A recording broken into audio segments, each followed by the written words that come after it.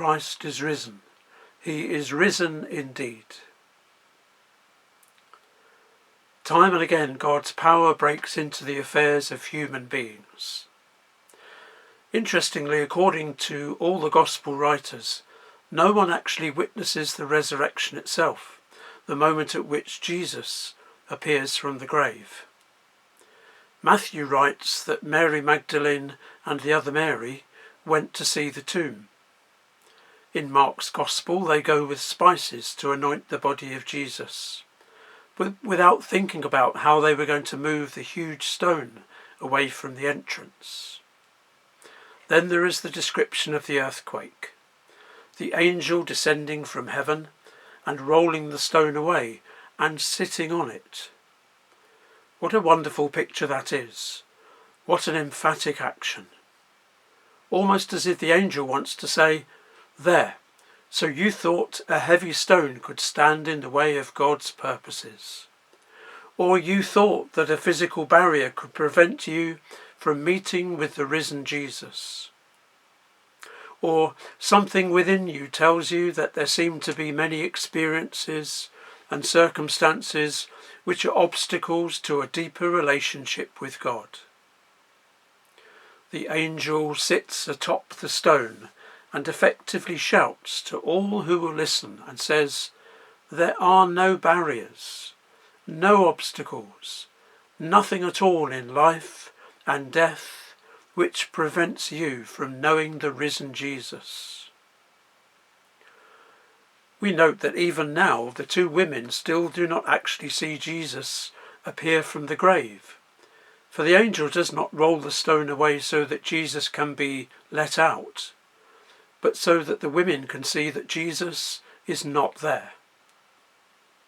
And then the angel speaks to the women. "Do not be afraid. He has been raised. Go quickly and tell his disciples. And now he is going ahead of you to Galilee." This is not the first time we find a prediction about where Jesus will be found. We look back to Matthew chapter 26, verse 32, where Jesus predicts Peter's denial. "This very night, all of you will run away, but after I am raised to life, I will go to Galilee ahead of you." Galilee, of course, was the region where Jesus spent most of his time in ministry. And it's to Galilee now that the angel directs his followers. And it's to Galilee that Jesus himself instructs the women to direct his disciples to. And it will be somewhere which is very familiar to his followers. And perhaps we find that surprising. For where has your search for God taken you? Has it taken you to a dead end? A place such as the Marys went to, where bodies were buried, where they went to look at the tomb, to linger at a place where they knew Jesus' body had been seen last. For them, the place of death remained where it was, and it was only as they set out on their journey to Galilee that Jesus appeared to them and pointed them towards a place of new life. The angel points the women away from the tomb, and our faith rests on this statement: He is not here, he has risen. And surprisingly, that place of new life was home for them, a really familiar place, a place they knew so well, and yet it was also the place of new beginnings. The place of fresh starts, the place of sending out to the rest of the world. So as we come to the end of our time of reflection this morning, share with me in this prayer. It has a repeated line, and the line is, "Let us celebrate with joy."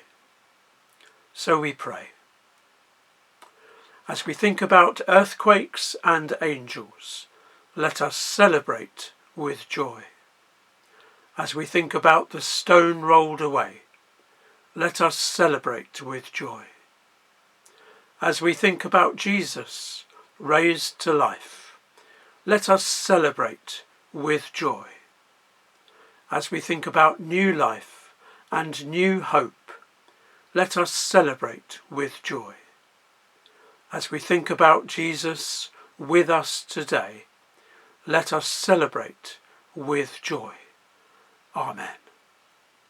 Christ is risen. He is risen indeed.